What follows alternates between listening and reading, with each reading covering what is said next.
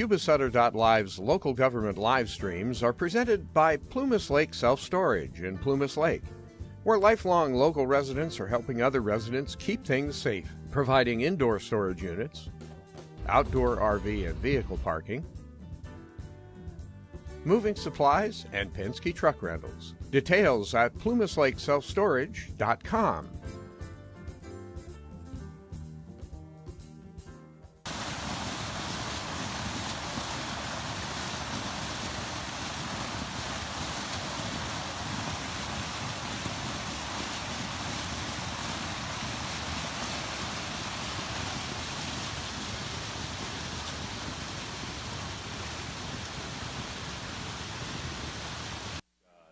Indivisible, with liberty and justice for all. Thank you.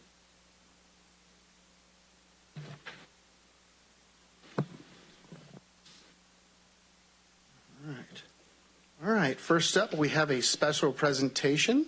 Can I have Daryl White come up, please?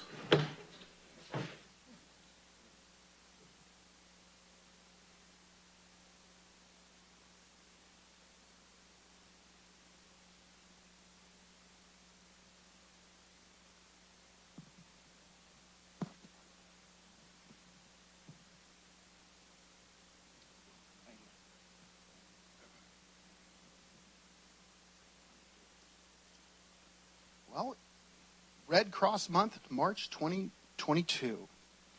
Whereas in times of a crisis, people in Sutter County come together to care for one another. This humanitarian spirit is part of the foundation of our community and is exemplified by the Red Cross volunteers and donors. And whereas in 1881, Claire Barton founded the American Red Cross, turning her steadfast dedication for helping others into a bold mission of preventing and alleviating people's suffering. Today, more than 140 years later, we honor the kindness and generosity of the Red Cross volunteers here in Sutter County, who continue to carry on Claire's life-saving legacy. And whereas they join the millions of people across the United States who volunteer, give blood, donate financially, or learn vital life-preserving skills through the Red Cross. In Sutter County, the contributions of the local Red Cross volunteers give hope to the most vulnerable in the darkest hours. Whether it's providing emergency shelter, food, comfort for families devastated by local disasters like home fires, donating essential blood for accident and burn victims, heart surgery and organ transplant patients, and those receiving treatment for leukemia, cancer, or sickle cell disease, supporting service members and veterans along with their families and caregivers through the unique challenges of military life, helping to save the lives of others with the first aid, CPR, and other skills. And whereas their work to prevent and alleviate human suffering is vital to the strengthening of our community's resilience. We dedicate this month of March to all those who continue to advance the noble legacy of American Red Cross founder Claire Barton, who lived by the words, "You must never think of anything except the need and how to meet it."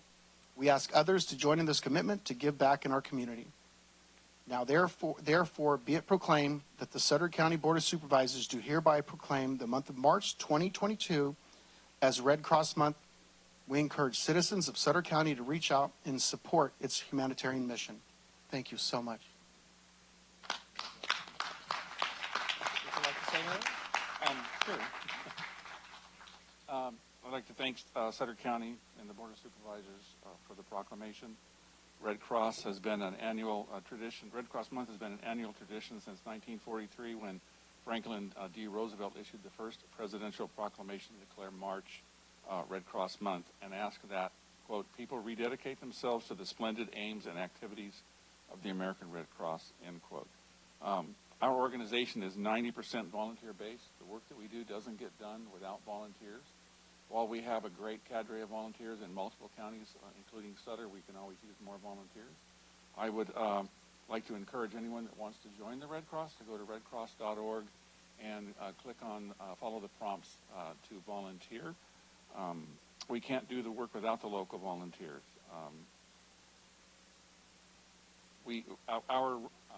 Our region is 29 counties north of Sacramento. It's a big area to cover with volunteers, and we In some areas we have a lot of volunteers, in some areas we have a few volunteers, but they're the ones that get the work done, and the praise should go out to the volunteers who give their time.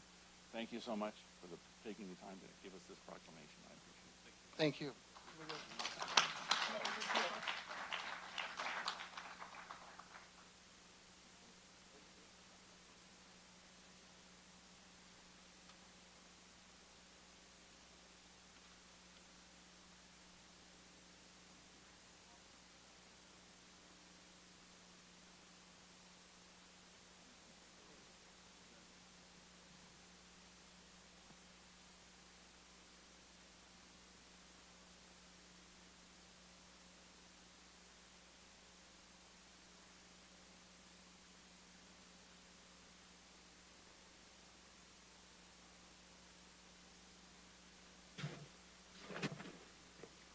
All right, well, once again, thank you to our Red Cross, which it seems like we've had a lot of practice over the last few years with Orville and Paradise and helping out our neighbors and so forth. We couldn't do it without the Red Cross and all the amazing churches and individuals and volunteers and foundations in this area. An amazing community. All right, moving on to public comment. We have one card. All right. Craig Dunn, please.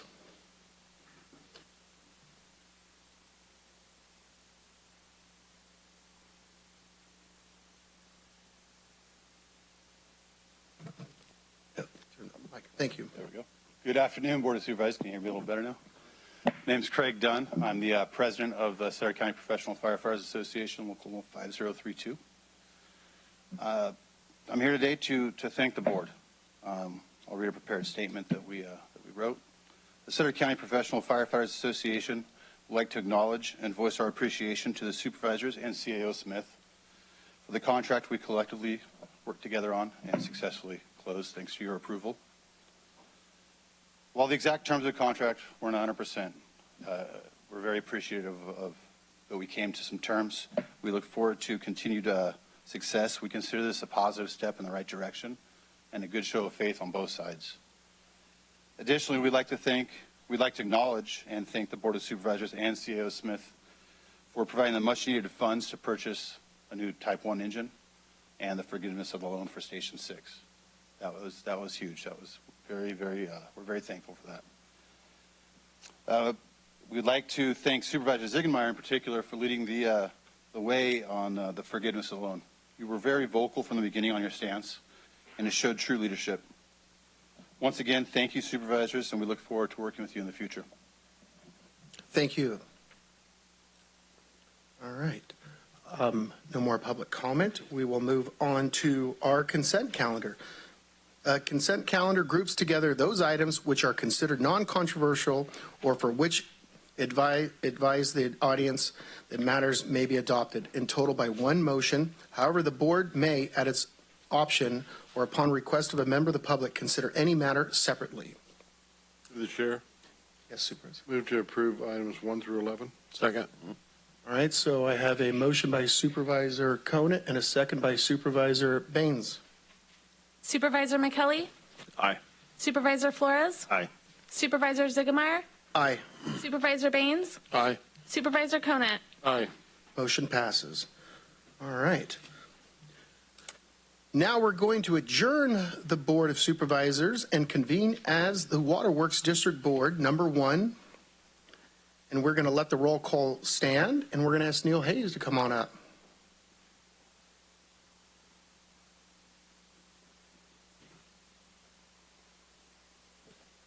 Adoption of a resolution to become subject to the Uniform Public Construction Cost Accounting Act.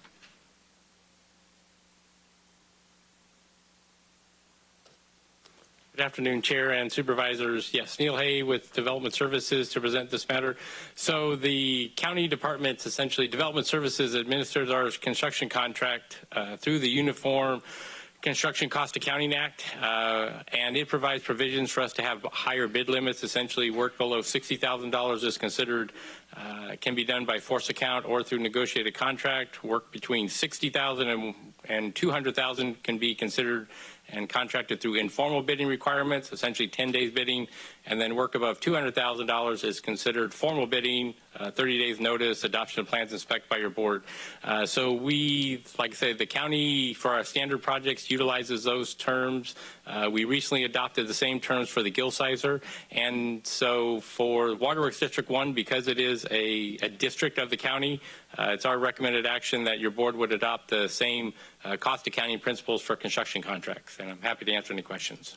Through the chair, I'd like to bring up something Supervisor Baines brought up over the week about cost savings to the county and the means of insurance. For those of you who aren't aware, that when you're bidding on projects and so forth for the county, you have to have a substantial insurance bond. And like I said, I don't know if it would move over into this, but we believe it should be a case-by-case basis when it comes to the size of the project to be able to send those bids out. We were approached by a contractor's firm earlier last week that talked about how a $50,000 bond, which was going to cost the firm $50,000, therefore they chose not to bid on the project. And we'd like to see more local contractors being able to bid. And the same thing, like I said, it's opened up to everyone, but just to make the field a little more fair of a playing field. But would you like to add anything, Supervisor Baines? I don't know if right now is sorry, through the chair. Thank you. I guess if it's not agendized right now, but if we can bring it to staff's recommendation to bring it to a future meeting to actually bring on a local contractor preference ordinance similar to the one that they have in YOLO. That'd really be appreciated if we could get that agendized in a future meeting. And I guess just one quick question: were we able to handle the matter on last Friday? Yes. So my department's had conversations with County Council and the CAO's office. Perfect. So I have no further questions. I just I'd like to make a motion to approve staff's recommendation. Oh, yes, but hold on for a second here. But these two go hand in hand almost as well, because this is a bidding process. So they're related somehow. So I just want to make sure if we're talking about the bidding process here and 60,000 and so on, I just want to make sure that we could bring in work on the same language. So just through the chair, just for clarification, Neil, don't we already have a ordinance in place for contractor preference? Just remind me us.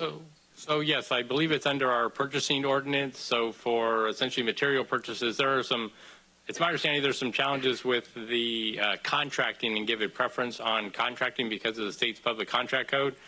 Obviously, I would expect the county council is far more knowledgeable about that and maybe the nuances, and maybe Yolo County has developed something. But for purchasing, yes, our ordinance does include a section where there is a local preference, 5%, when it comes to purchasing of materials and supplies for the county, is my understanding. Okay, thank you for the reminder. And Supervisors, that is something we can look to going forward. If that's something we want for the specific item in front of us, we can look at that. But as for like a sort of a global application, that would be something in that we would want to agendize so that everybody could have notice. So, all right. Let's. Through the chair? Yes. I'd like to second Mr. Supervisor Baines' motion. All right, so we got a motion by Supervisor Baines and a second by Supervisor Flores. Can I get a roll call, please? Director McKelly? Aye. Director Flores? Aye. Director Ziegemeier? Aye. Director Baines? Aye. Director Conant? Aye. All right, motion passes. We're going to ask Guadalupe Rivera to come on up next. Actually, it's going to be me since I'm here. Mr. I thought I would take this one as well. So this matter is in regards to the water system in the community of Robbins. As you may be aware, the Development Services has been working in conjunction with other offices and departments in the county, as well as the state agencies that oversee community water systems, and then in conjunction with Golden State Water, essentially to transfer the assets of the water system to Golden State Water. That date is going to be May 1st of this year. And so in order to facilitate that transfer, we have brought the recommended actions before your board that would transfer 3 parcels in the community of Robbins to Golden State Water. The parcels have been appraised by a certified commercial appraiser. They all appraised at less than $22,000. And this is to facilitate a designated parcel where a new well and a treatment system would be essentially drilled and then constructed that would serve the Robbins community. My department, as well as Golden State Water, County Council's office, have been meeting with the state and the EPA actually about the water system in Robbins and the transfer, and then in working with the state to get a grant, a construction grant, which will facilitate the improvement necessary to provide the quality water to the citizens of Robbins. We had a town hall down in Robbins just last week on Thursday evening. It was noticed the best that we could within the time frame after this matter went before Public Works. We did have certainly some community turnout, and we were able to answer their questions. And I think at the end of the meeting, they were all satisfied and seemed to have no reservations. The Golden State Water has stipulated, as you may know, the residents of Robbins are currently on a flat water rate, and Golden State Water has offered and to maintain that flat water rate for 12 months. They've also offered citizens, or would offer citizens, an opportunity that if they want to switch to a metered rate, which could potentially be lower based on their water usage, and it'll be independent cases, then they will do that. Paul Schubert from Golden State Water is here if you have any questions, and I'm happy to answer anything else. There is one statement I wanted to read regarding the CEQA document. Staff has determined, based on its independent review, that the Class 12 CEQA exemption for the sale of surplus government property applies, which is State CEQA Guidelines Section 15312, and no further environmental review is required. And with that, I'm happy to answer any questions you might have. Bring it back to the board. I just wondered, is there any public comment for this item, either online or? No, we have no public comment. Through the chair. Yeah, just so I want to make sure I'm clear on this particular item. This is to continue this item to March 22nd, correct? And then are we voting on it then, or? No, we'd be voting on it now. Well, I'm confused about the language in the. It says to continue the item to March 22nd for adoption. Excuse me, Supervisor McKelly, I think you may be looking at the wrong agenda. We are on agenda item 2 for the waterworks. Oh, I'm sorry. Oh, you're right. I'm sorry about This is the purchase of. that. Is. I'm sorry. Thank you. Through the chair. Yes, sir. Move to approve. Through the chair, second. All right, we have a motion by Supervisor Baines, second by Supervisor Flores. Can I get a roll call, please? Director McKelly? Aye. Director Flores? Aye. Director Ziegemeier? Aye. Director Baines? Aye. Director Conant? Aye. Motion passes. Thank you very Thank you. much. All right, we are going to adjourn as the Waterworks District Board 1 and reconvene as the Board of Supervisors, and we're going to go open the public hearing. All right, we'll ask Mr. Matt Michaels to come on up. Public hearing to consider adopting an ordinance implementing SB 1383 pertaining to water-efficient landscape procedures, collection of recyclable materials, construction, demolition, diversion requirements, and recycled content paper requirements. Waive the full reading, direct the clerk to read the title only, and continue the item to March 22nd, 2022 for adoption, and consider adopting the required minimum violation fees for enforcement of SB 1383. Good afternoon, Mr. Chair, members of the board. Senate Bill 1383 is the most significant waste reduction requirement to be adopted in California in the last 30 years. There are a few parties I'm just going to talk about first before proceeding. So there's the Senate bill, which is extremely complex and very thick and involves a myriad of sectors, including local government. And excuse me, and then there's Cal Recycle, which is the state agency responsible for implementing Senate Bill 1383. And then there's RWMA, which is, of course, our local waste management authority. Cal Recycle provides guidance on how to implement 1383, and then RWMA has been working extensively with us as well as the other associated jurisdictions on implementing the provisions of 1383, which are they're originally required to be in place by January 1st of this year. They've since moved that back to April 1st. So the provisions of this Senate bill that pertain to Sutter County are four things. The first is recycled content paper procurement requirements, which we're pretty much already doing within general services. And then there is there are new requirements for compost and mulch application through the water efficient landscape ordinance of the Senate bill. There are also new regulations pertaining to the accessibility of collection bins for recyclable materials. And then lastly, the Cal Green construction and demolition debris diversion requirements. All three of these apply mainly to our Development Services Department. And if you have questions on implementation of these things, Neil is here to answer those questions. But as I said before, we've been working extensively with RWMA on adopting a state mandated ordinance which Cal Green has developed. Excuse me. And the ordinance, unfortunately, does not have much room for modification. We've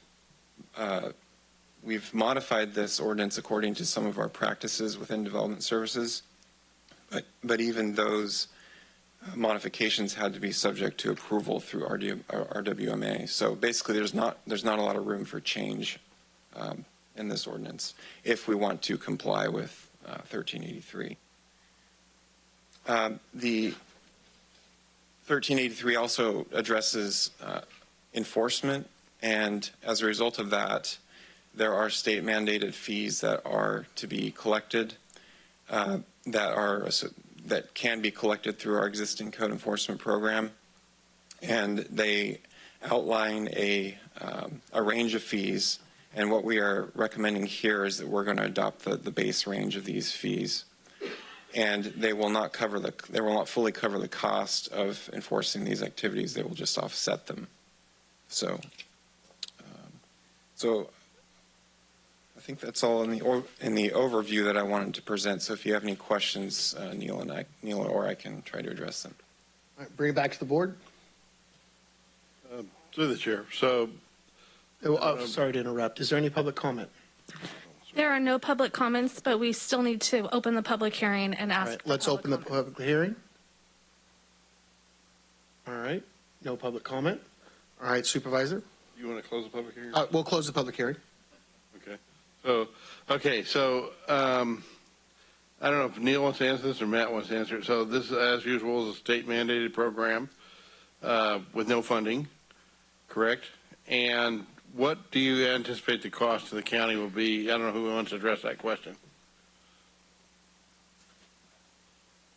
Yes, and thank you for the question. So primarily the ordinance has, two, I'll say, real components. One is kind of the construction debris, is that you cannot merely just throw all your construction debris in a dumpster and have it hauled to Ecology. My department, through assistance from the RWMA, have prepared a form that contractors would receive when they get their building permit, and essentially is a form that they have to keep track of the debris on their site, and they kind of have to segregate it out, and then they have to take that form with them to Ecology, our local, obviously, landfill, where they will essentially keep track of all that for each project. If I had to, estimate a guess, this effort will probably increase the cost of a project, should be less than 1%. You can see that primarily for a new construction, it's going to be less because there's obviously not as much demolition, but you're still going to have the various construction materials that have to be segregated out. If you're doing a remodel, obviously the extent of that, it's still, I would think, we'll say should be less than maybe 1% of the cost, but it will increase the cost. It'll increase the complexity for the contractors as to how they have to do things, because, and if you actually don't have the form, it's our understanding from Ecology that the debris will not be accepted. So then the contractors have to take it elsewhere. And Ecology is obligated because of their state regulations to participate with this as well. And Neil, what do you anticipate the cost of the county is to implement all this? So I'll say, fortunately, My department already has the processes in place to, utilize the forms and provide them to the contractors. It is an inspection that when our building inspectors go to the site is something that they would check. If they were to find a contractor, for example, or I'll say even a homeowner that's doing some type of remodel that was not in compliance with this, the ordinance essentially defaults to the county's code enforcement program.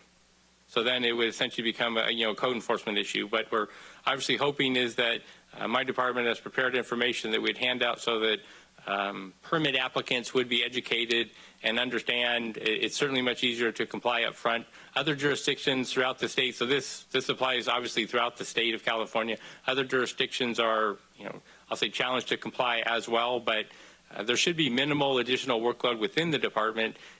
And like I say, we have the code enforcement program, if needed, but obviously we're hopeful and intend to try to help all of our permittees just abide by the rules and have their waste accepted. The other component of the ordinance is the landscaping.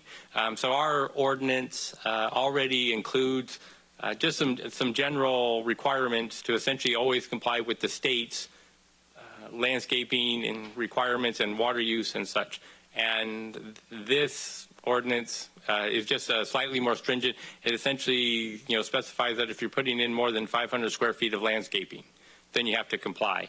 That is, one of the things that when my department does site plan review, that the planning department looks at, and quite often it's, it's usually one of the last things to go in at a residence when it's being constructed.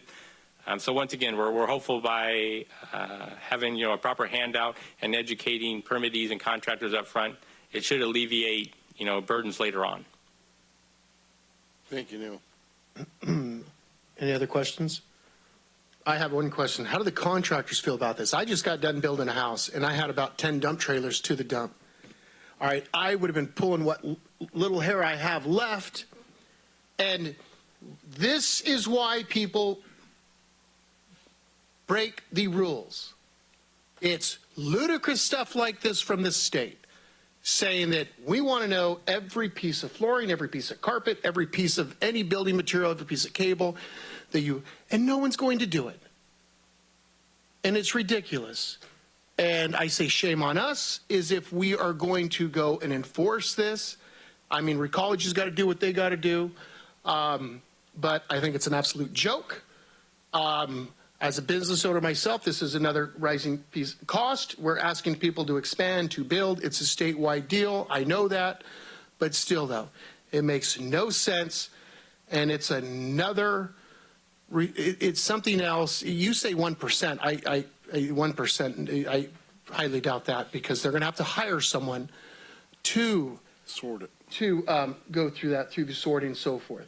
Just like business owners didn't have to pay for your cardboard. A few years ago, that was all free up to a few years ago. That's changed. So, but it's not your fault, Mr. Hayes, and your department. I respect that. Like I said, it's ludicrous what the state is doing, and they wonder why people are fleeing the state in droves. But Let's make affordable housing. yes, yeah. So with that being said, I will bring it back to. Is there any no more discussion? We don't have a choice. This is something that the state's mandating. Recology's forcing it. So I'm glad to hear at least you're going with the bare minimum. Can I get a motion, please? Yeah, do we have a motion? We just wait till the 22nd to approve. Oh, wait. This is calling for a vote, though. Okay. Okay. Oh, okay. I move to continue the item until March 22nd. Second. All right. So we got a motion by Supervisor Baines, second by Supervisor Conant. Can I get a roll call, please? Supervisor McKelly? Aye. Supervisor Flores? Aye. Supervisor Ziegemeier? Aye. Supervisor Baines? Aye. Supervisor Conant? Aye. All right. Motion passes. All right. An ordinance of the County of Sutter amending the Sutter County Ordinance Code by adding Chapter 1383 pertaining to Cal Green building standards and water efficient landscape. Thank you very much. Moving on to appearance items. Presentation of the Yuba-Sutter Economic Development Corporation 2021 Comprehensive Economic Development Strategy, SEDS, Appendices 1, 4, and 5 updates, and the 2021 SEDS Annual Performance and Evaluation, and adoption of the related resolution.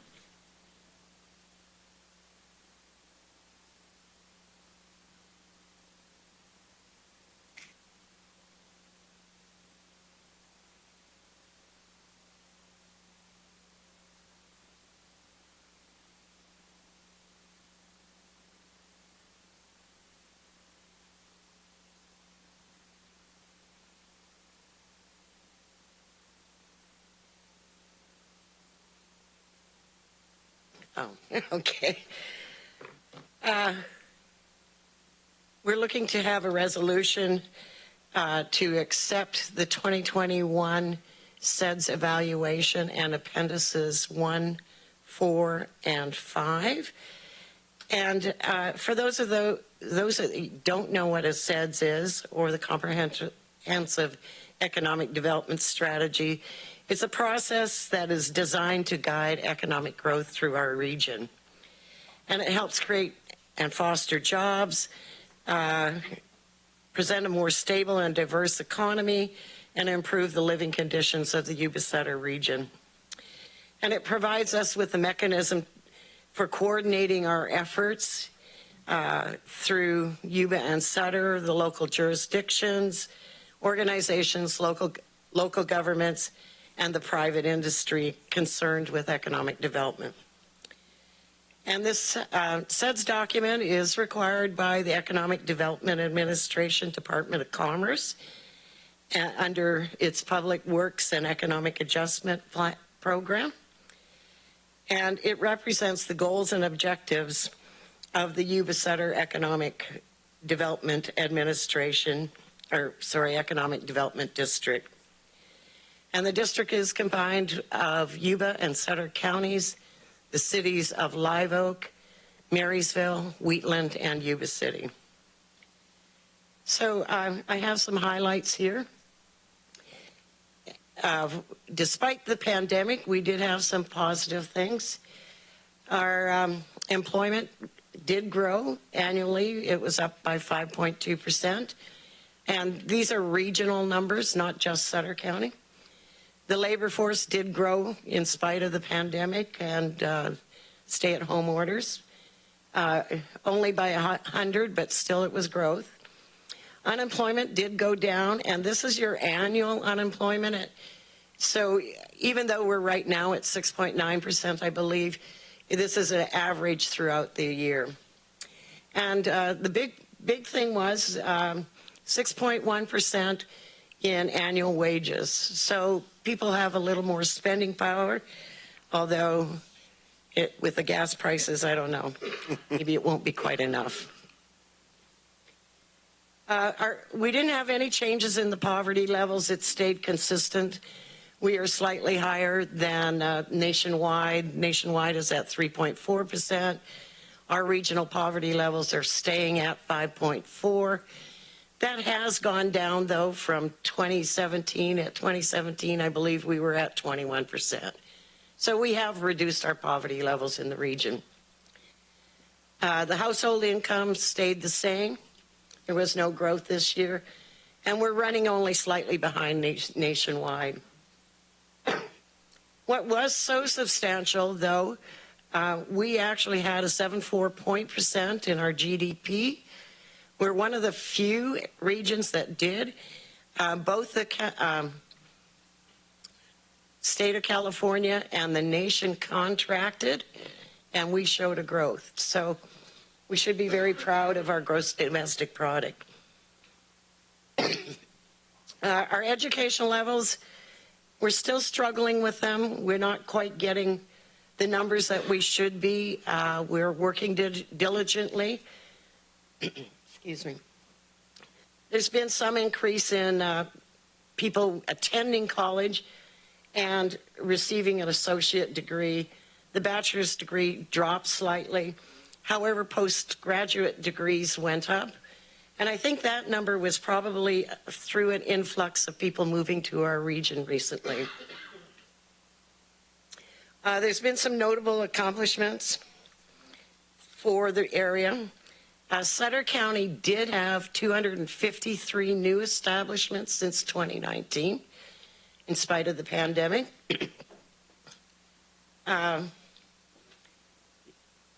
Sutter County approved phase 1 at Lakeside, Sutter Point, and hopefully we'll see that project moving forward. Caltrans completed the Sutter bypass widening and rehab and replaced Wadsworth Canal Bridge. And on State Route 99, Caltrans installed crash cushions in the median in front of the barrier. And also Caltrans also did emergency pavement repair damaged by the Camp Fire. Excuse me. Overall, the state of California invested over $107 million in highway improvements to the region. And these three are just the three that occurred in Sutter County.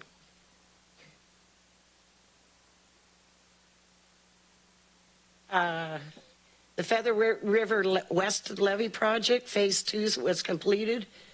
The 1 mile section at Laurel Avenue and 5 miles of levee improvements between Star Bend and Laurel Avenue. And the project continues to be on time and on budget. And 4 bridge projects that the county is involved with has made it through the design phase. Notably for housing situation, New Haven Court was completed, which is a 40-unit supportive and affordable housing project. And then, although Yuba-Sutter Transit did purchase a property in Yuba County, it is a regional transit system, and they're working for to achieving the state-mandated zero emissions. And this new bus facility will be going towards that. Sutter County also partnered with an evacuation software firm to identify safe routes and zones to help our evacuation. As you all know, it was very confusing through the Oroville Dam spillway event. Better Way, which is a low-barrier homeless shelter, has proven to be a success. It provided services to 156 individuals and permanently housed 59. I want to come back to the pandemic capital infusion. These are the most current numbers. There's been, there was a lot of funding that our businesses did receive in this area. And just to give you overall rounding, there was 5 rounds of funding by Sutter County to businesses and nonprofits.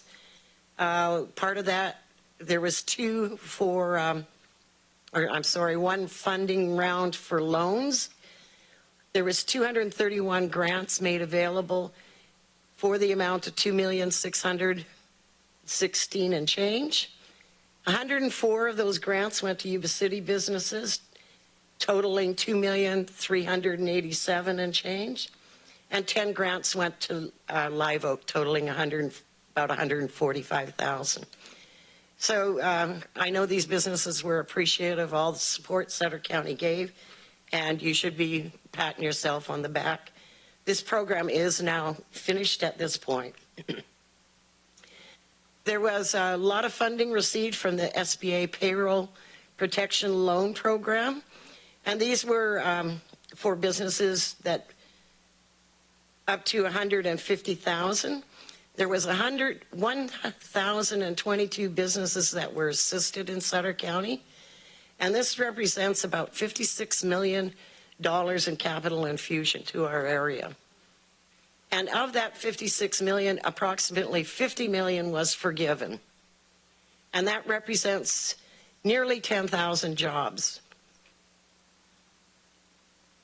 Won't change. There we go.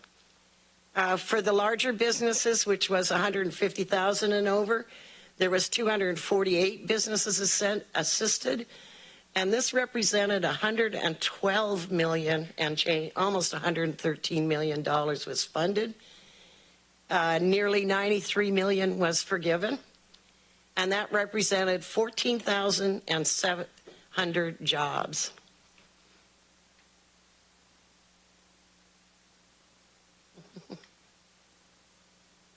Thanks.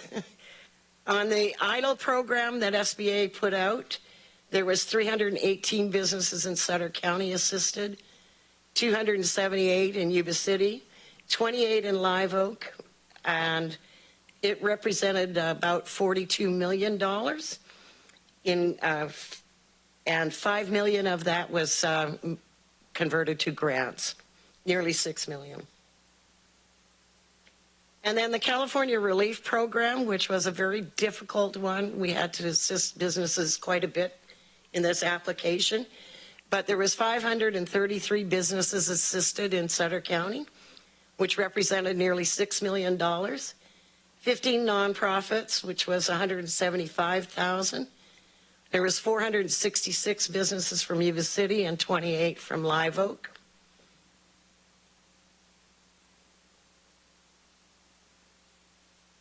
And so we did have a lot of capital infused into our area. And so this infusion of capital and your Sutter County infusion of capital kept most of our businesses growing. We don't have any numbers of how many businesses actually did not reopen. And there will be a new grant program for our micro businesses that YSEDC will be managing for Sutter County if approved by the state of California. The evaluation is more concise than what I've gone over here. Please feel free, study it, and if you have further questions on it, feel free to give me a call. And then one last item I'd like to talk about, YSEDC did do a pandemic disaster resiliency and recovery plan, and it is available up on our website at ysedc.org. And I would like to thank you for your time, and if you had any questions, I'm not quite the boss, but I'll answer the best I can. Through the chair. Through the chair. Yes. Okay.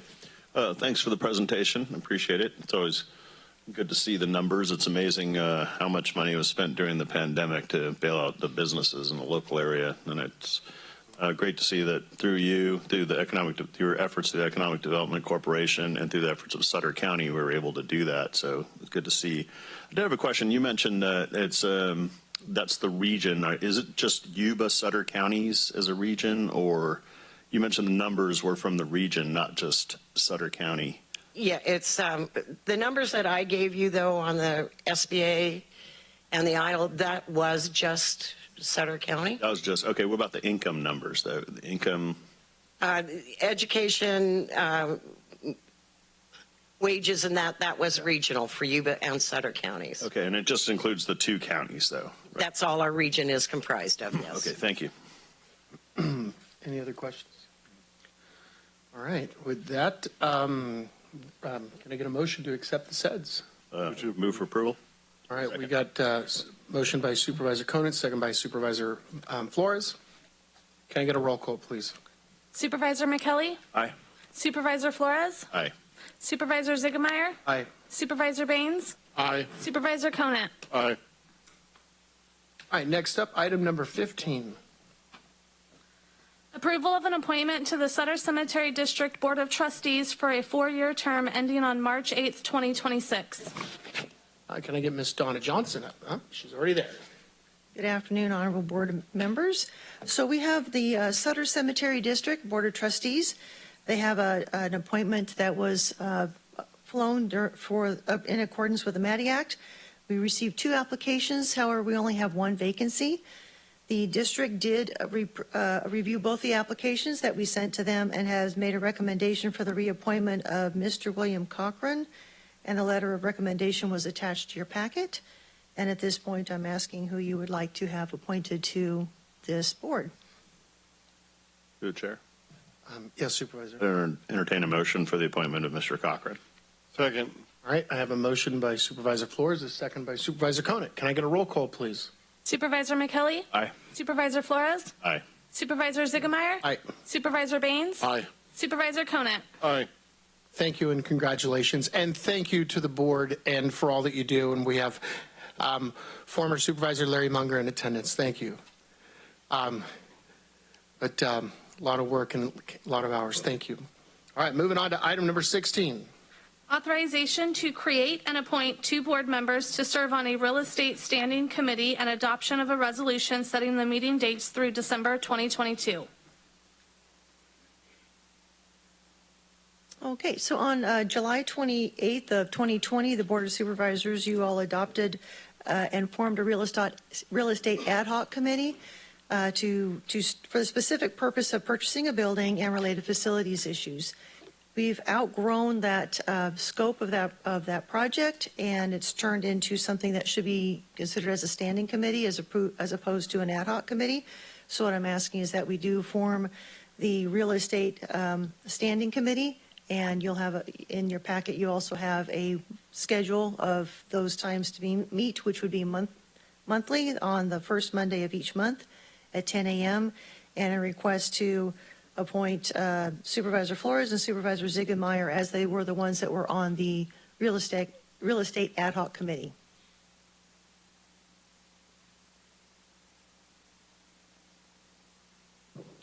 To the chair. Yes.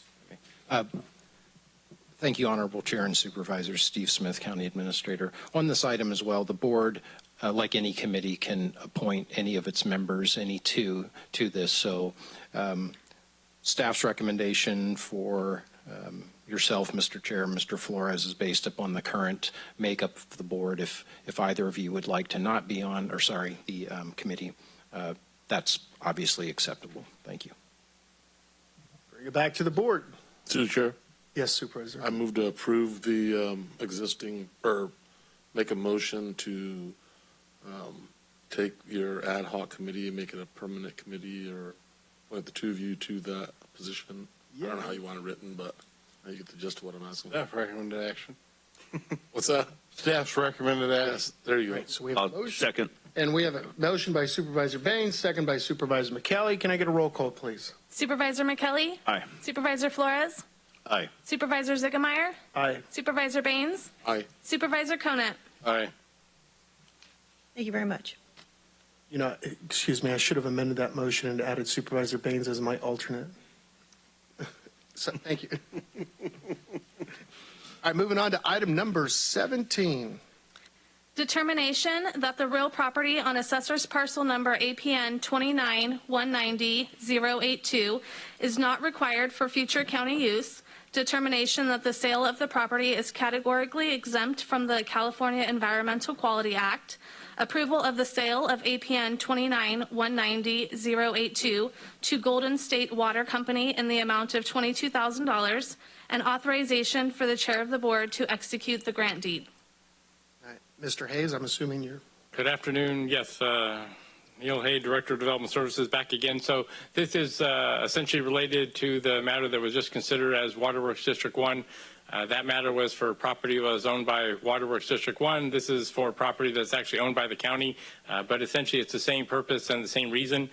There is a CEQA statement I would like to read for your board that says, staff has determined based on its independent review that the Class 12 CEQA exemption for the sale of surplus government property applies, and that state CEQA guidelines section 15312, and no further environmental review is required. So once again, with this transaction, the county had the property appraised by a commercial appraiser, and once again, this would be a parcel that would transfer to Golden State Water. Happy to answer any questions. Bring it back to the board. All right, no discussion. Move to approve. Second. Got a motion by Supervisor Conant, second by Supervisor McKelly. Can I get a roll call, please? Supervisor McKelly? Aye. Supervisor Flores? Aye. Supervisor Ziegemeier? Aye. Supervisor Baines? Aye. Supervisor Conant? Aye. Motion passes. Moving on to item number 18. Approval to waive the requirement for a request for proposals for consultant selection under the provisions of Sutter County Ordinance Code 16050. Approval of an independent contractor agreement with Woodward and Curran in an amount not to exceed $79,178 for the period of March 8th, 2022 through April 30th, 2022 for the development of Sutter Subbasin Water Year 2021 Annual Report, and authorization for the Director of Development Services to execute and administer all contract documents. So, thank you, Mr. Chair. So this matter, as essentially specified in the title, is in regards to the groundwater sustainability plans that are in the county. So the county has 3 groundwater basins. Our department is actively involved with the Sutter Subbasin, which comprises the majority of the county. And so your board just recently in January adopted the plan that had to be submitted for a state's review. And now, as of April 1st, there is an annual plan that needs to be submitted. So the department received a proposal from the consultant that was previously selected and approved by your board in July of 2020 that's been assisting with the administration of our groundwater sustainability plan, the firm of Woodward and Curran.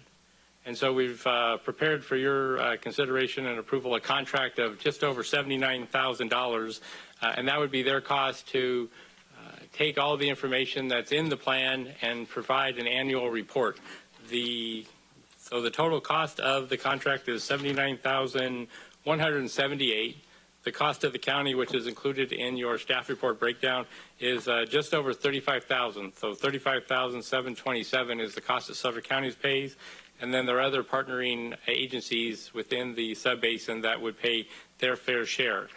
Going forward, there will be an annual plan that gets submitted to the state and essentially the implementation and the administration of the plan. That is going to be a more expensive item. It's going to be in the neighborhood of approximately $300,000 per year. We'll be discussing that during the budgeting time with your department. There is an opportunity for potentially the development of a fee, but this matter is just to submit the required annual plan by April 1st, and I'm happy to answer any questions. Bring it back to the board for discussion. Can I get a motion? Move for approval. Second. Got a motion by Supervisor Flores, second by Supervisor Conant. Can I get a roll call, please? Supervisor McKelly? Aye. Supervisor Flores? Aye. Supervisor Ziegemeier? Aye. Supervisor Baines? Aye. Supervisor Conant? Aye. Motion passes. Moving on to item number 19. Mr. James Ochsner.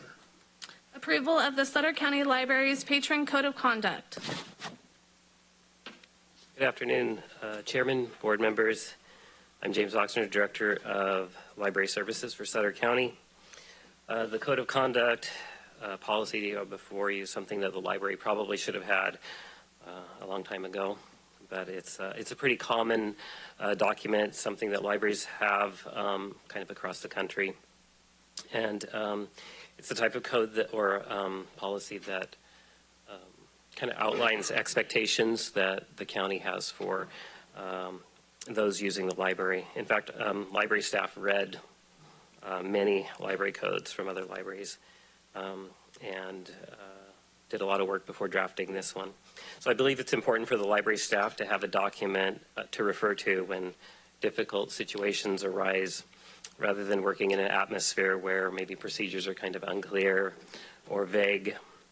So this code of conduct will clarify expectations for both library staff and the public, and will serve as a foundation for questions and concerns that may go beyond just a simple procedure. If you have questions concerning this document, I'd happy to answer them. Bring it back to the board. Through the chair. Yeah, I'm surprised actually that we didn't have anything in place like this. And just a quick question for council, I guess, was your department involved in drafting this as well, or? Yes, we were. Okay, so I have one quick question in just reading through it about enforcing time limits. Is there any specified time or times for uses of computers as opposed to just using the space, or I guess I'm just curious about that just from a legal perspective of how that would work. Generally, time limits are set by the individual library, so oftentimes you'll make those determinations based on like population size and how many computers are available, that kind of thing. A really general one is that people are given 2 hours. We always make it clear to people. Sometimes people have something that they're working on that might require more time. If they need more time, we can adjust that for them. But just in your everyday working with a lot of people coming through, it's just important to have kind of something set where it just kind of runs on its own without having to kind of deal with every single person on an individual basis for those types of things. And then as we have, with the renovation, we have 2 study rooms and a meeting room that people will be able to book those, and we don't want people to overstay the amount of time that they book it for. So. Okay, thank you. Through the chair.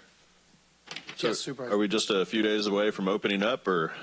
I don't know if I want to say a few, but we are really close. So. Okay, let us know. We want to come over there for the grand opening. You'll know for sure. Okay, Through the fantastic. chair, Yes, sir. move to approve. Second. All right, motion by Supervisor Baines, second by Supervisor Flores. Can I get a roll call, please? Supervisor McKelly? Aye. Supervisor Flores? Aye. Supervisor Ziegemeier? Aye. Supervisor Baines? Aye. Supervisor Conant? Aye. Thank you. Moving on to item number 20. Approval of salary and benefit adjustments for law management and fire management employees. Good afternoon, Chair Ziegenmeier and members of the board. Leanne Link, Assistant County Administrator, on behalf of Human Resources Director Gina Rowland, who's out of the office today. First of all, there was a typo in the original resolution that was submitted to the board, so that has been replaced, and you currently have that in your packet. The item being considered today is the result of alignment between the law and fire bargaining units and their respective managers who supervise the staff in those units.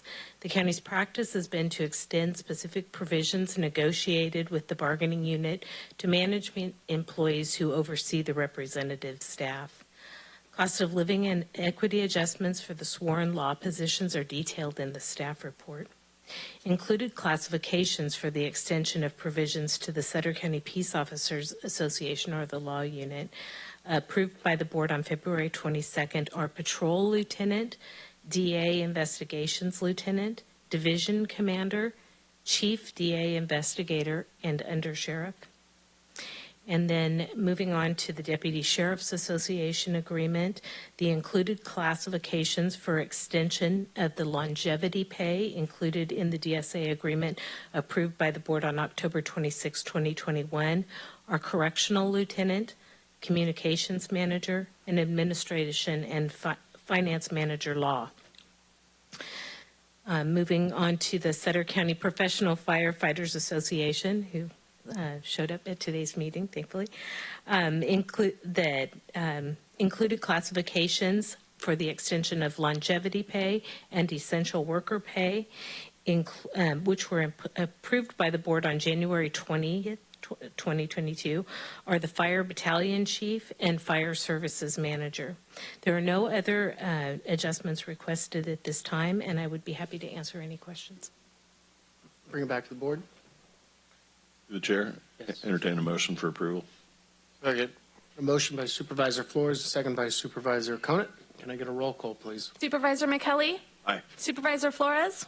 Aye. Supervisor Ziegemeier? Aye. Supervisor Baines? Aye. Supervisor Conant? Aye. Motion passes. Moving on to item number 21.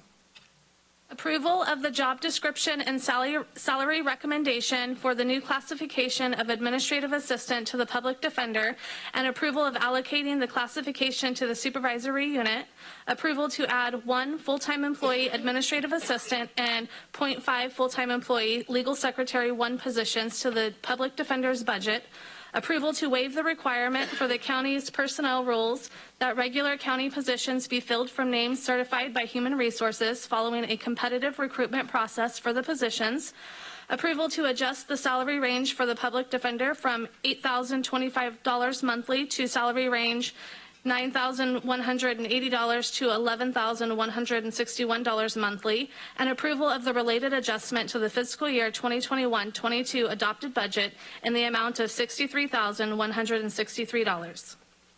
All right. We have Miss Annie Liu up.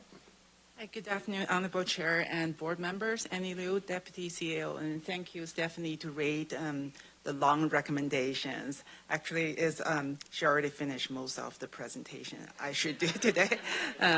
This item is presented on behalf of Human Resources, and I will just give a little bit background to explain why we make those recommendations.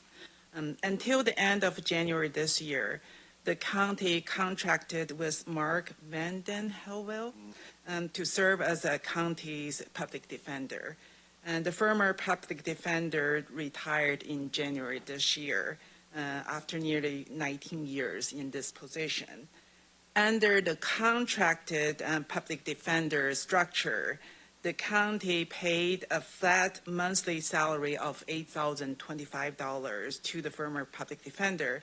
And the county also paid through a minimum overhead cost charged by the former public defender for the office space and legal secretary and administration staff support services. Those are the costs necessary to support the public defender's functions.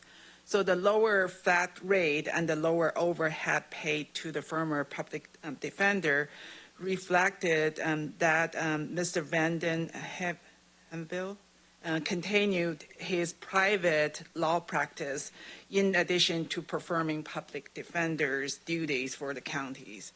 The public defender services is required service by government code. Since the former public defender's retirement, the county has to make adjustment in order to continue those services.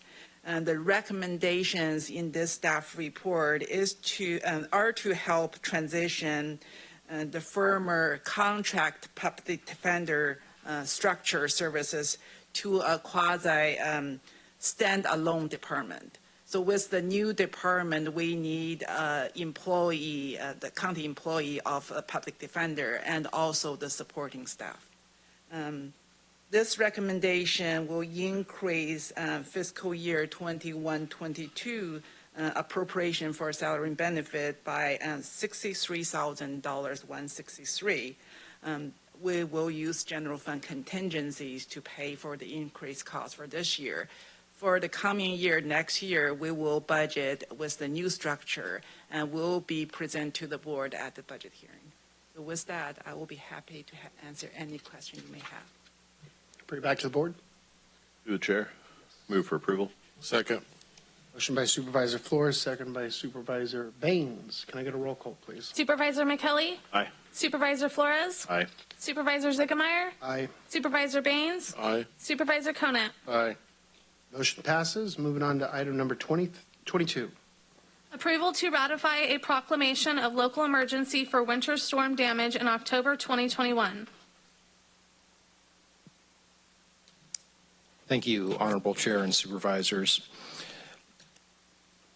This item is related to, proclamation of a local emergency is related to the winter storms back in October.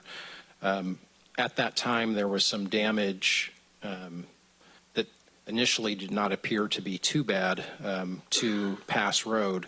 However, shortly thereafter, the damage increased greatly. And has since a temporary repair has been approved by the Board of Supervisors, which is budgeted at approximately $200,000. However, a permanent long-term repair estimate was turned in November to Caltrans of about $2 million. So since that time, and based upon discussion and direction from the board recently, I, on Friday, proclaimed a local emergency for the winter storms. This was based upon conversations that Zach Hamill, our emergency manager and I had, along with Neil Hay, with some representatives from Cal OES and taking their guidance. So this would make us eligible potentially for reimbursement. However, it doesn't guarantee anything, but at least it's a foot in the door, and we'll go from there. But if the board agrees, then we would need approval of this, or for you to ratify the emergency I signed off on Friday and we submitted to the state. Through the chair. The board? Yes. Move to approve. Second. Motion by Supervisor Baines, second by Supervisor Flores. Can I get a roll call, please? Supervisor McKelly? Aye. Supervisor Flores? Aye. Supervisor Ziegemeier? Aye. Supervisor Baines? Aye. Supervisor Conant? Aye. Motion passes. Next up, item number 23. Approval of a no-cost agreement with the Sapphire Group for the period of March 8th, 2022 through October 31st, 2022 to coordinate a Farm Fest event tentatively scheduled for October 7th and 8th of 2022. Thank you. I can briefly open this up by stating that we've met with the Sapphire Group a few times to discuss this concept.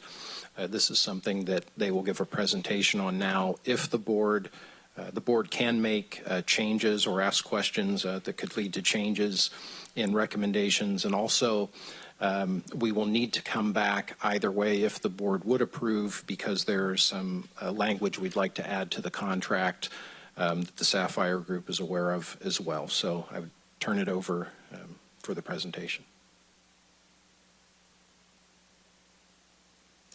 Honorable Chairman and members of the Boards of Supervisors. We are Sapphire Group. I'm Carrie Hauk. This is my business partner, Judy Brogdon. And with us today is Marnie Sanders with the Chamber of Commerce. We are here to talk to you today about Farm Fest. So for many years, as we have all heard in the community, we'd love to bring back something that resembles the Prune Festival. It was very popular and people want to see something like that revived. So we came up with a concept of Farm Fest. We put on several events throughout the community, including the Marysville Peach Festival and the Marysville Christmas Parade, among others. And so we came up with this idea to celebrate all of the commodities in Sutter County and Yuba County, actually. So for those of you who aren't familiar with us, this is just a little introduction. We're based out of Yuba City. But there's a few events that we've been involved with. Judy was our former fair CEO, so very knowledgeable about our fairgrounds. And of course, I've worked on the Peach Festival since it started back in 2000. I helped start it and worked on it for a few years before leaving the city. And then, of course, we put on the Christmas Parade, Bach High, Live Oak Fall Festival, Colusa Hometown Christmas. So these are just some of the events we've put on. A little background is we put out a community survey to ask the community what they'd like to see as far as events here, and how many additional events they'd like to see. So that's what this chart is. It was done on SurveyMonkey, and we first released it to Yuba City downtown businesses like the association downtown, and then we released it to the community as a whole.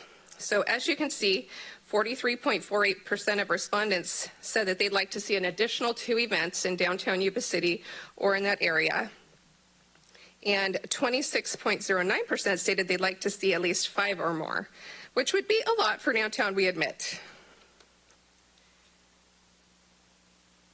And then when we asked them what types of festivals they'd like to see, what types of events, these are the types of events that ranked the highest. So clearly festivals came in at 78.26%.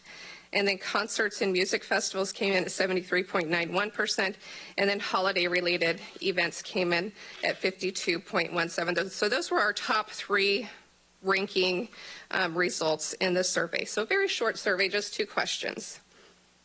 So with that survey, we created Farm Fest, a celebration of all of our commodities. Do you want to do part of this? Okay. You're on a roll. So we talked, we've met with several of you in different capacities. We've met with the chamber, we've met with their agriculture committee.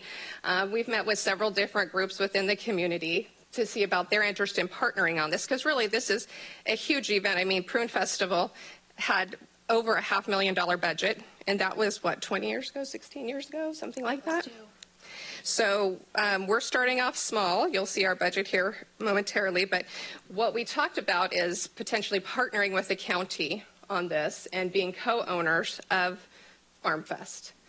So some of the things that we've talked about are involving the Chamber's Taste of Yuba-Sutter, or whatever that might morph into. Sounds like there might be some changes to it. A farm to fork dinner, a harvest party, farm tours. I was just sharing this. How great would it be to be able to share the beauty of our community during like rice harvest? When you see a harvester on a bank out wagon at sunset with the buttes in the background, it's a scene that I take for granted during harvest when I drive home every day from work. But somebody from, say, San Francisco may have never seen that and doesn't know what's happening out there. So imagine having a wine tasting and getting to see this sunset view, or having a sip and paint and getting to share this with people that have never seen it before. So we also talked about doing farm tours, having a farm stand map and self-guided tours, and wine trail events. And of course, the biggest component of this is agriculture. So if you imagine there's 3 silos to this: local, and then regional, and statewide. We want to promote how do you get our farmers' products? How do I get Charlie Matthews rice that he grows in Yuba County? How do I get that in my cabinet at home?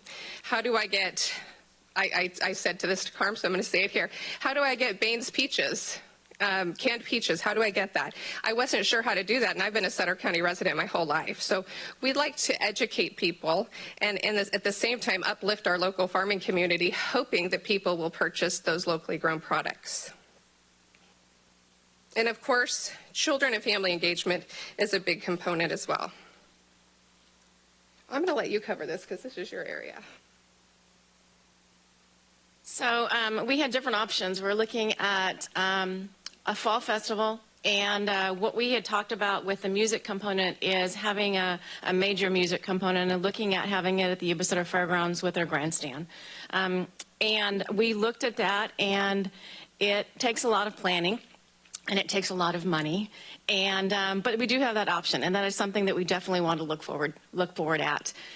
We were talking about doing a Friday night ticketed event, possibly in the grandstand, this event being a Friday, Saturday event.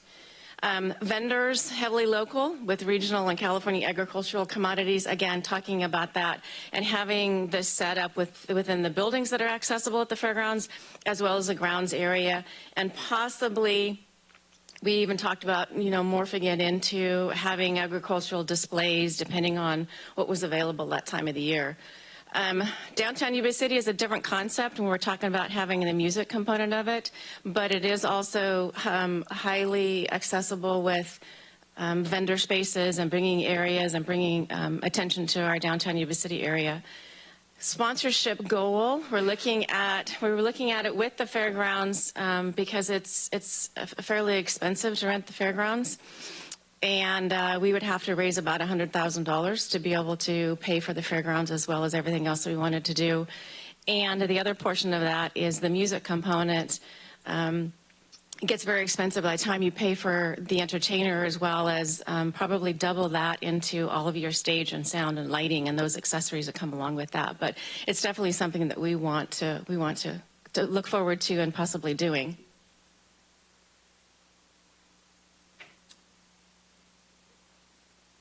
One of the things that Judy had worked on, but we were getting a little too late into the season, is we had John Michael Montgomery lined up to come for this year's event as our music headliner, but it just came down to we had to get things going, and we didn't have anything in place yet with Sutter County. We didn't know where this was going, so we backed out of that agreement. But that's the kind of entertainment that we're looking at bringing to the area. Okay, so there are a couple different budget scenarios. The first one here is with us looking at it downtown Yuba City. Of course, we wouldn't have a gate fee per head like we would at the fairgrounds. At the fairgrounds, we can charge like $5 per person to get in. We won't have that, so you'll see that the net revenue at the bottom of the next slide is much higher than this net revenue. But this is what we're looking at overall if we do it in downtown Yuba City. And we've met multiple times now with the DBA. They're very supportive They would love to see this happen in downtown Yuba City. We met with the city of Yuba City. Again, they were very supportive as well. Okay. And this is the budget scenario if we were to hold it at the fairgrounds. So you'll see it'll cost us $25,000 to rent the fairgrounds, but we're going to make $50,000 at the gate at least, with 10,000 people attending the first year, which we think that's a modest estimate. So our net would be a $46,000 net that we would split with the county. Everything else in there is the same. Okay, so questions? Through the chair. Yes. Thank you. Yeah, I'm sorry. There was so much going on and so much to get through in this packet, and I know I had missed a call from you, Carrie, to talk a little more about this, but I, until just very recently, haven't even heard about this, that we were even seriously really considering this up until just a few weeks ago. And so if I'm understanding this correctly, and I'm not opposed to it, but I just have some questions. This is the first I've had to talk with you, but if I'm looking at this contract right, by being co-owners, you're talking about the county and yourselves fronting the money to put this event on? How we work with the city of Marysville is we, as your consultant, we pay for everything out of pocket. I think our contract, if I read it right, and correct me if I'm wrong, that's how this would work as well. There's a contract in place, and it's basically a solvent budget, except for what the additional monies we make. So the additional money, if there is a profit, then we share that profit with you? Yes, that's correct. Okay. Couple of concerns, and I wonder if maybe, and I know we're running out of time on this, if maybe there's a chance to continue this for another 2 weeks and have maybe two and one supervisor meetings to talk about some of this, just because I have a lot of concerns, especially with liability. And I saw in the contract there was only a $1 million and then a $2 million aggregate. But if there were multiple injuries, I think that I worry about that. But I do have concerns about government getting into for-profit business. That's why we collect taxes and fees and fines. And so I do have some concerns about that. I think I'd certainly be very open to entertaining like a sponsorship in that regard. But I don't know. I just wanted to have a little bit more time to talk about it, I think, before we commit. That's just my concerns. Thank you. To the chair. Thanks for the presentation, Carrie and Judy. Can you explain the benefit of Sutter County supporting it like as a partner as opposed to providing just a sponsorship amount? Well, I think it's everybody who joins in and supports this event in one way or another. That's why I know Marnie's here today, because the chamber, I know, supports this event. But I think it legitimizes the event a little more automatically. And I think that it's just moving forward. It just gives it more credibility out the gate than just a private business putting it together. Okay, thank you. Supervisor Koenig? I'm a little concerned about the timing. We've had a discussion before. October tends to be a busy month for most farmers and farming operations. Rice harvest will be in the middle of it. Walnuts, almonds will be finishing up. Yeah, it's concerning about the timing, but I know we're not aiming at the farm community as much as we're the residences around the community. But yeah, I have the same concerns that Supervisor McKelly has as well. But I do like the idea and I like the concept. I am just a little concerned about the cost and the liability for the county. Through the chair. Yes. Just clarification. So Supervisor Conant mentioned cost to the county. Can you explain that? The cost to the county? The budgets are designed that there will be no cost to the county. There would only be income to the county. They're designed to be solvent. I will tell you, we've been very successful in our sponsorship endeavors. With Marysville, what we've done is create a baseline minimum sponsorship that we would raise. So last year for Peach Festival, we said we will raise a minimum of $16,500 for your event. We raised $44,500 for their event. Christmas parade, we said we'd raise $5,600 and we raised $25,000. So we always underestimate what we think we can do as far as sponsorship development. So I would guess that I'll tell you, it says $100,000 on our budget. Our internal goal is $150,000. So that would put $50,000 more in the budget. And the different organizations, we went to the Ag Committee, Marnie was there, we went to the Ag Committee meetings. Every organization or association that we've talked to is in support of this event. We feel that we can get the different ag type teams and influencers and stuff within it, especially when we're talking about multi-commodities, and it be something that we can create even bigger than the Prune Festival. To the chair. Yes, sir. If I may. This item, as I mentioned, actually, if approved even in concept, would need to come back for a contract change. But because of time running short, 7 months doesn't seem that short, but it is to arrange everything. We wanted to get this to the board as soon as possible for consideration. I think another thing internally we can continue to talk about is the required insurance, because I think Supervisor McKelly has a good point. If we're going to have 10,000 people in a large event, I think we would need a larger aggregate for sure on, if the county is a sponsor, sorry, I should say title ownership along with Sapphire Group, versus there is an option that the county could make some kind of donation instead, but I think, and I could be wrong here, but I think a nonprofit would have to be established for us to do so. Otherwise, it would be like making a donation to a local business. Leanne, am I correct on that? Leanne's giving me a frown. She's getting up to speak.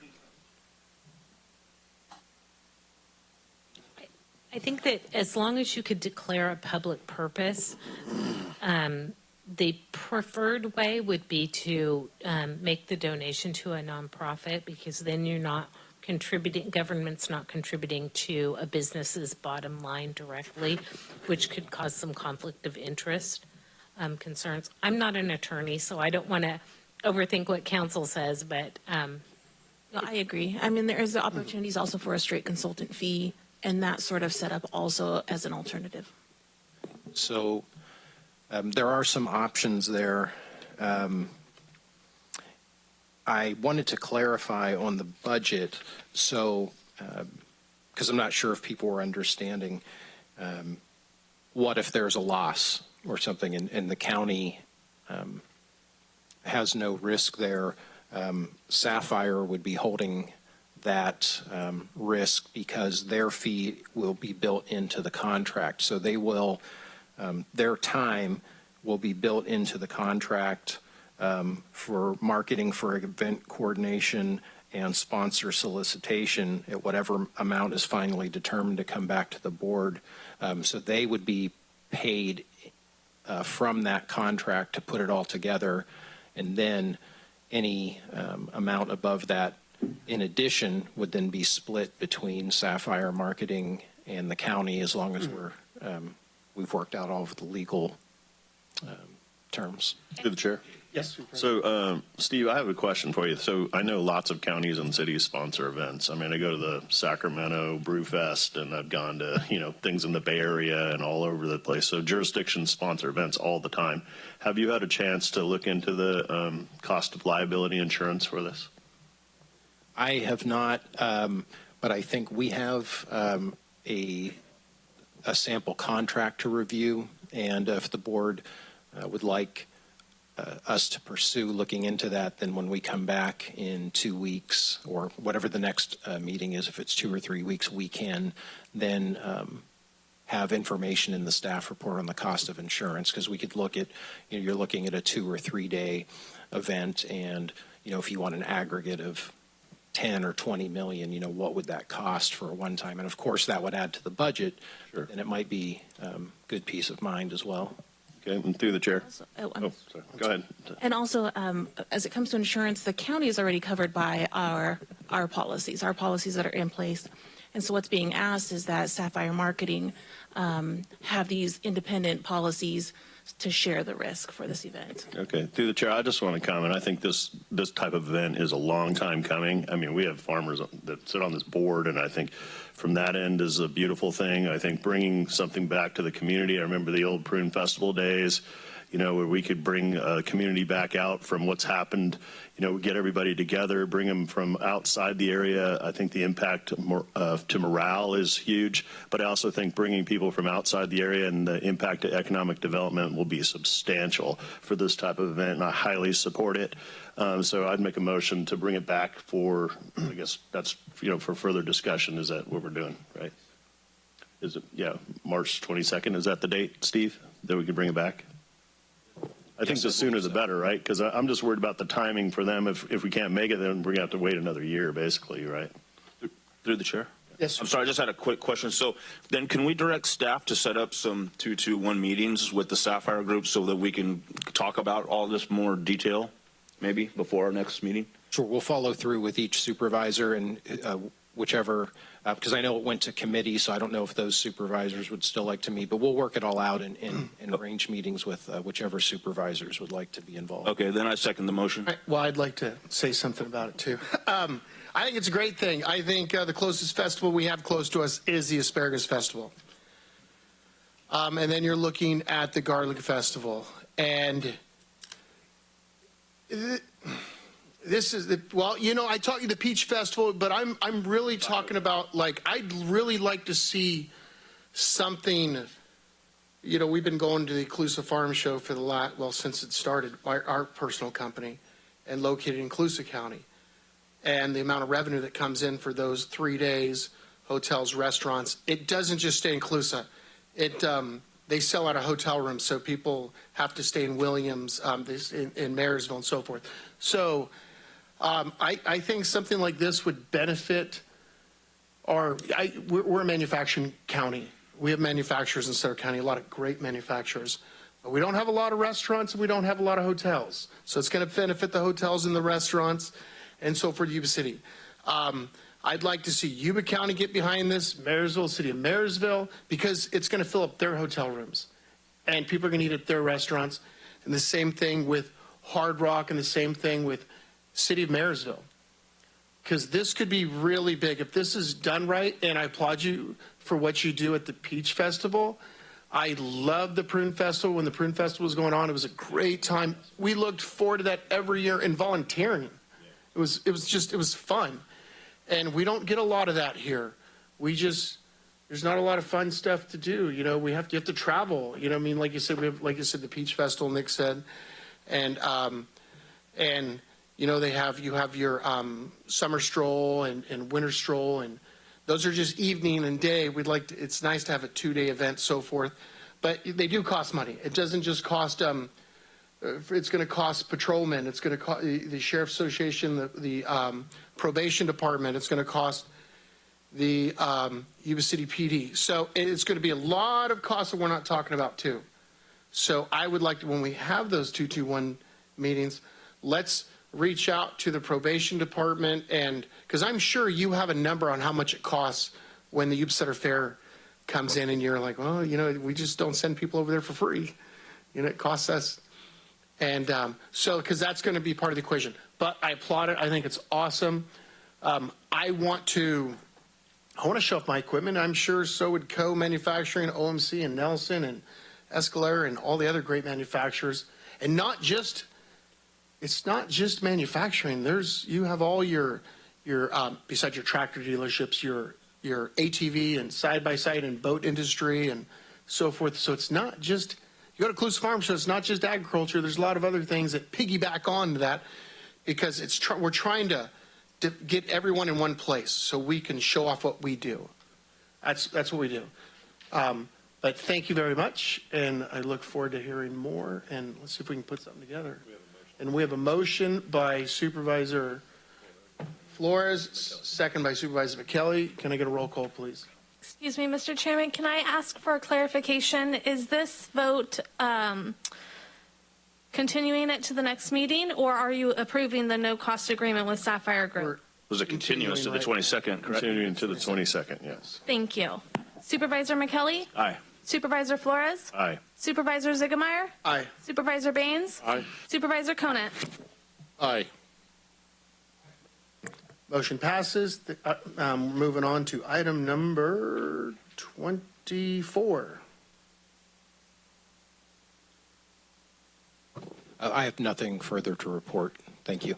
All right, nothing further to report. We're going to move on to item number 25. Well, we're going to go to correspondence. We'll go do it with district reports and condolences. Start out over here.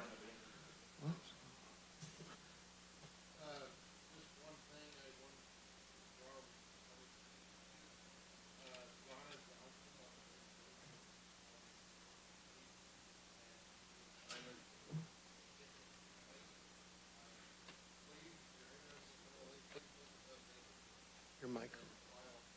Sorry. Thanks, Steve. Wasn't paying attention. I guess you guys heard that. But anyway, Donna Johnson has a list of committees and committee assignments for the county that are vacant. And please feel free to contact her office and please sign up for these committees. Thank you. Okay, I just want to thank Supervisor Baines, Supervisor Conant, and Supervisor McKelly for joining me in the Buckeye Parade this last weekend. One of the biggest turnouts, I think, for the Buckeye Parade in many, many years, and it was great to be back out, in an actual parade. So it was good times. And then I also want to announce the Holiday Inn Express the framing is just about complete. So we're getting closer to having the Holiday Inn Express in the 2nd District of Sutter County. I'm pretty excited about that one. In the heart of Sutter County, just for Matt's benefit. All right, Supervisor Baines? I think, is it say International Women's Day? Yes, it is. So I guess the happy International Women's Day to all the women out there. I guess, I don't have nothing to report from the district at this point, waiting to have Mr. Hay fill some potholes, put up some speed bumps, and address some other issues, but I guess we'll wait until he can get around to that. I would like to have a couple letters of condolences sent out to the families of one of them, Anita Tennis, and also to the family of Srinderji Chal, and close in memory of both those individuals today. And I'd like to be added to Anita Tennis's as well. Anita Tennis passed away last week very suddenly. 52 years old. She pretty much did everything in our community. Her and her husband, where I've never seen a couple work with each other and live with each other, just lovingly get well with each other. So awesome. They were just the best couple in the world, and she did everything. I mean, if there was ever a function in Sutter, she was always the first one. Hey, can I help? Even if they were out of dinner paying for it, she'd just want to get down and start helping out the counter and doing whatever. And she was going to be greatly missed. James Upton, who passed away last week. Charlene Ann Stassi passed away a few weeks ago. And this is a heartbreaker. Landon Jonathan Schaefer, 10 months old, passed away a couple weeks ago. Didn't get a chance to start out. That's send some condolences there.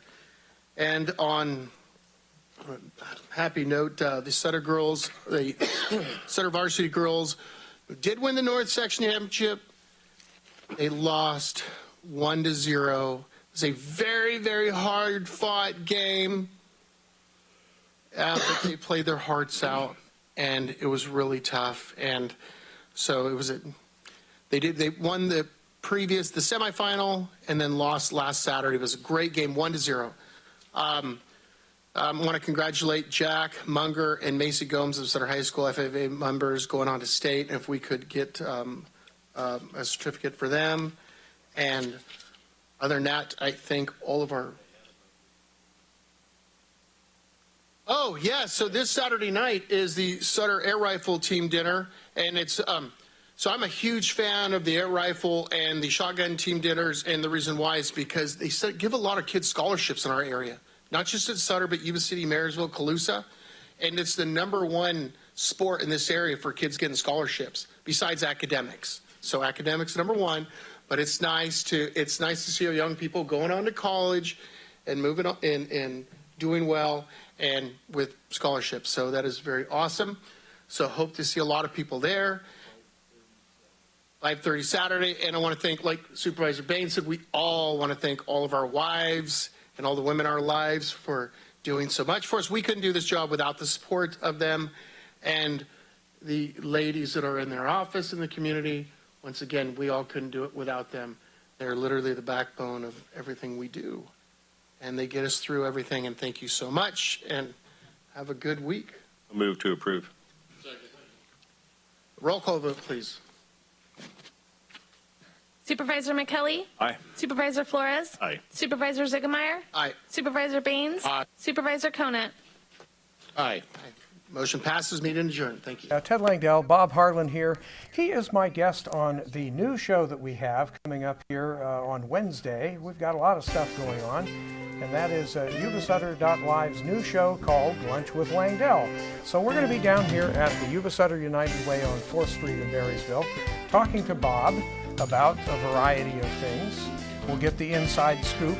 That's this coming Wednesday, right here on Yuba-Sutter.Live. And so Bob's going to tell us a bit more about some of the neat things that the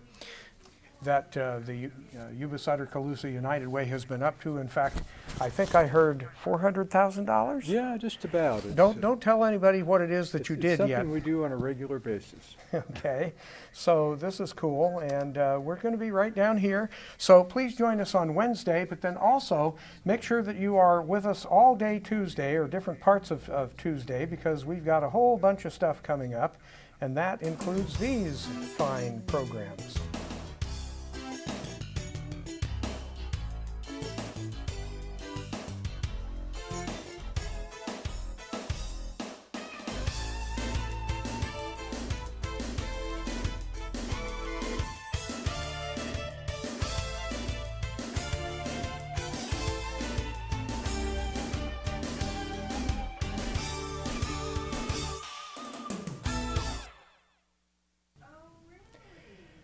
So that is all coming up this week, not next week. That's this week right here on your, well, I don't know, what would we call this? It's Yuba-Sutter's version of C-SPAN, basically. And that is Yuba-Sutter.Live, right here on Facebook, YouTube, and Yuba-Sutter.Live. I'm Ted Langdell.